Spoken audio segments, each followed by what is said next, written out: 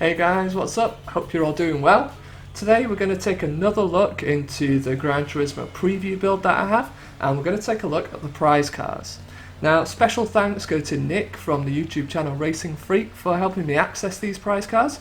The problem is that, although they're in the game, winning championships actually doesn't unlock them, so it looks like that feature wasn't implemented yet. So essentially what we've had to do is we've had to create a code that allows us to add them into our garage. So cool, let's jump straight into it and check out the prize cars. So you will probably remember these first two if you've seen my video on the license tests in the preview build already. We've got the TRD 3000 GT first of all. Looks pretty much the same as it does on the final game. But let's go ahead and check out its racing modification just to make sure. Cool, so here we are, checking out its racing modification. Seems to be pretty much similar to the final build. I think the only difference is the wheels, and you'll probably find that a lot on this game as well, or at least this build of the game, should I say. Seems like one thing that they did last, or next to last, was to actually add the proper wheels in. Something else we can actually check is whether the TRD 3000 GT actually has any unused colour schemes. So let's go ahead and check that now. So I've gone ahead and I've used the cheat table that Nick has kindly created for me, and let's have a look and see if there's a second colour for the 3000 GT. I know that looks pretty cool, it almost looks like the racing modification for it, but yeah, sadly it is a glitchy colour scheme. It wouldn't look like that in a race, it would just go all kind of multicoloured and weird, so sadly no unused colour schemes to be found here, but it's always worth checking. Next, we've got the Viper Gtsr. Surprisingly, this was actually a license prize car in this build of the game. On the final game, of course, it was available from one of the regional championships. Can't remember which one off the top of my head. Again, it's pretty similar, if not exactly the same as it is on the final game. Remember, this is quite a late build we're looking at here. So obviously we've got the green and white colour scheme, and again we can do the same thing as we did before with the TRD 3000 GT to change the colour scheme, and we'll see if there's any unused ones, and we'll also have a look at the blue and white colour scheme as well. Okay, so we've changed the colour in the cheat table now, and as you can see, it's changed from white and green to blue and green. Again, same as it is on the final build of the game, but tell you what else we can do, we can take it for a quick drive. Cool, alright, so I've started a championship now. Unfortunately, you have to qualify. You don't have a choice on this preview build, it is mandatory. So I've had to qualify, and it's really easy to qualify in first place as well. So what I kind of like to do is I like to let all the other cars pass as soon as the race starts, so I can actually see the other cars in the race and obviously overtake them as well. Cool, so let's see how the Viper Gtsr does. As I say, I'm just going to pull over to one side. I'm going to let all the AI cars pass just so we can take a look at them as well. So it looks like we have a, is that Camaro at the back. It's not racing modified for some reason, although cars usually are in this championship. This is the Japan and US championship, by the way. So yeah, the Viper is pretty good. It corners really flat. Obviously you can get the tail out if you want, but oh, a bit like that. Oh, the Supra's gone off. See you later. Now, one thing you'll also notice in these races is that one AI car in particular. Whoa, sorry, not concentrating. One AI car in particular tends to like speed off into the distance. It's essentially like broken rubber band mechanics. Rubber banding is where essentially like you and the AI cars are forced to kind of close up together to create closer racing. But on this preview build it's totally broken. It doesn't work properly. We'll try and catch up to the lead car, but to be honest, no matter how we drive, I don't think we can do it. Oh, whoa. So the Viper just absolutely kicked out on me there. It's really, Jesus, it's really not a nice braking zone, that corner, to be honest, because you can't really brake in a straight line. But yeah, this Viper, like as soon as it changes into top gear, it becomes really unstable. So otherwise, it's a really good car.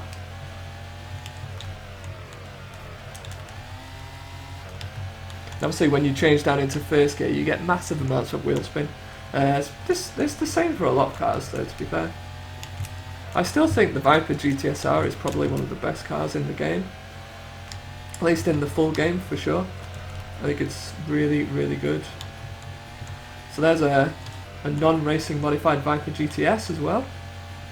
Very nice, and you can see like how far first place is already. I don't even know, I don't even think we'll get to see it. Oh well, we've actually managed to get the Viper around that corner, which is good. Obviously I'm not using a steering wheel, that would make it a lot easier, I'm just using the gamepad. Look how far like first place has gone. It's absolutely insane. I will do another video on the broken rubber banding in general, so we can look at it in more detail. But obviously the purpose of this video is just to take a look at the prize cars. God, it really hates that corner. And the impressive rally edition, wow, I mean, that was some pace it just showed right there.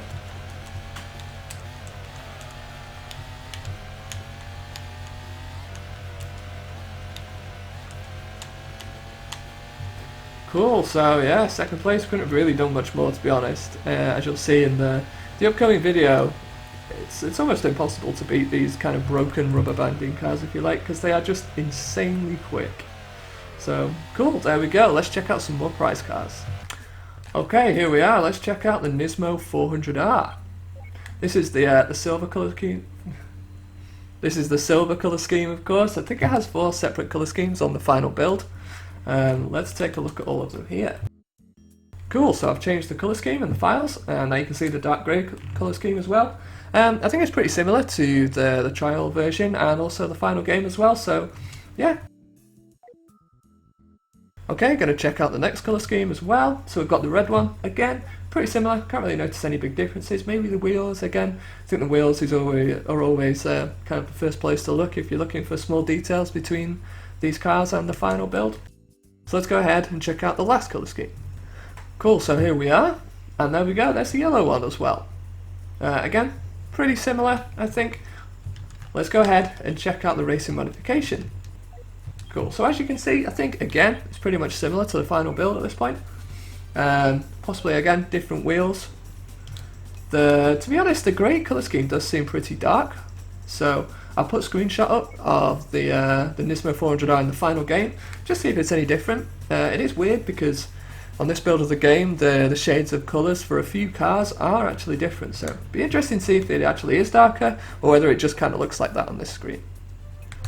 We're going to double check for any missing colour schemes as well, so let's have a look. What the hell? Is that a ghost car? Can't see because the screen is actually really dark. That's really weird. I might just take that for a quick race, just to see what happens. Part of me thinks that it kind of looks like the Ghost, you know, if you set like a personal best lap time and you want to try and beat it. That's like the ghost of your car that appears on track. You want to, oh no. So sadly, yeah, it just glitches out when you put it in an actual race. Yeah, it was worth trying. So I have actually fully modified this now.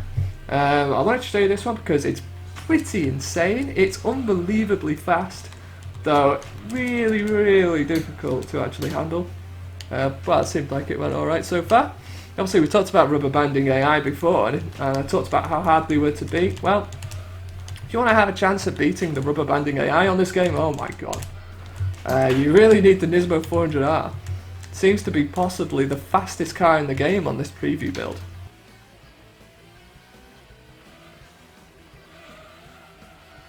Again, you know, it almost feels like you're driving a hybrid when you're driving this car.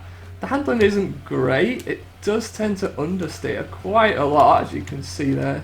But hey, look, you know, it's so fast that it just almost doesn't matter. Look at that, 400 kilometers an hour, 440 kilometers an hour on Grand Valley East, and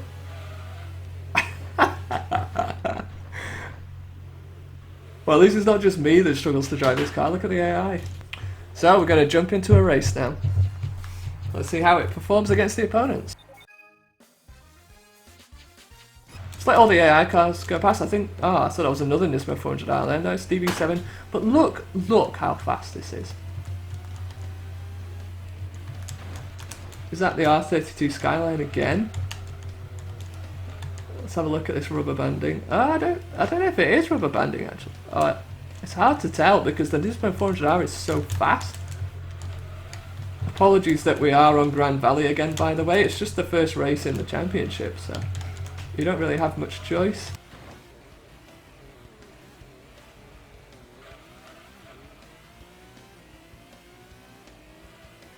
this R32 is probably rubber band. It's kind of hard to tell, as I say, because this car is so fast. I'm going to have to brake like so early for the first goal. Oh, no, no, no, no. Oh my god. Oh, here we go again. Yeah. It's really not that much you can do to keep it on the track.